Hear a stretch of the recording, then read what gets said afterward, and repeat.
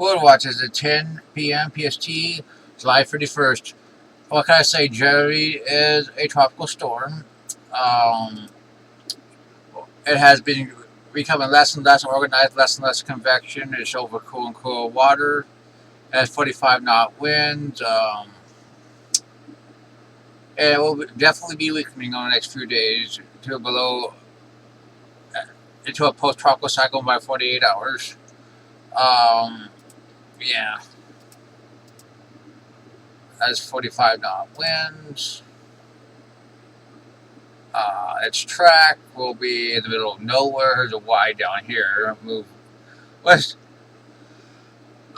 west northwestward for the next couple of days, and then turn more northward.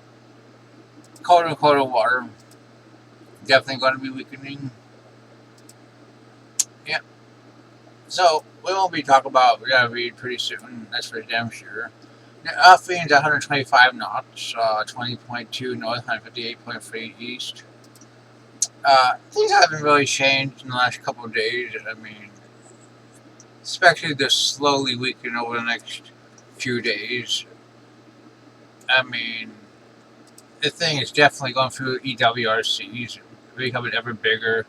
Iowa, microwave shows secondary Iowa trying to form out. So it's definitely not going to strengthen most likely. But it's going to become bigger and bigger and bigger and bigger and bigger. And that's just the way it is for Dolphin.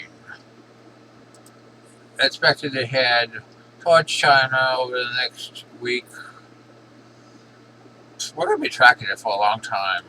I mean, that's just, the things have not changed. It's just that we don't expect 165, 170 knot tropical cyclone. What's the way things are going.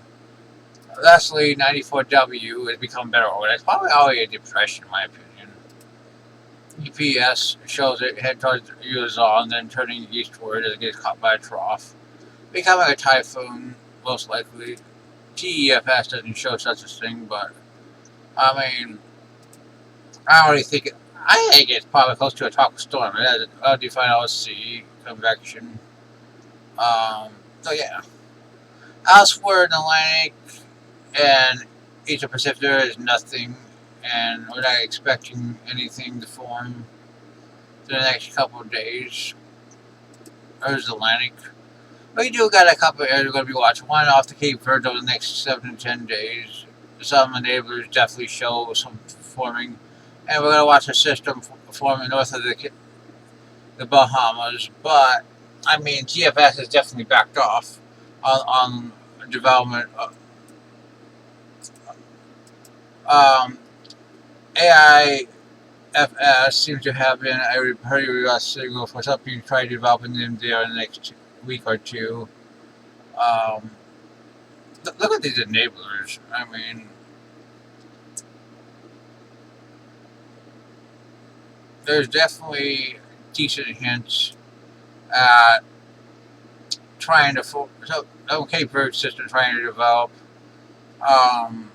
There's the E-Cane showing some kind of Cape Verde system develop in the next 1 to 2 weeks. There's also a system trying to form north of the Bahamas. What we've been watching. But ZOZ models have pretty much backed off. This is 6Z this morning, showing a strong system forming off the east coast. Look at that. And 168, 192. Didn't even make a landfall. I mean, faster, but the GFS is pretty much completely backed off this concept. Icon is literally the only model right now that even shows anything. Which, I mean, I wouldn't be surprised nothing forms at all, but that's quite the change. I mean, when you're heading into August, let's look at the GFS. Here's 180. It shows absolutely nothing. Let's go to 228. Shows absolutely nothing. There's 258. Nothing. It does show an Eastern Pacific system forming after about 200 hours in East Pacific. And it actually shows a hurricane, so that's interesting. It shows ECMWF. doesn't show anything.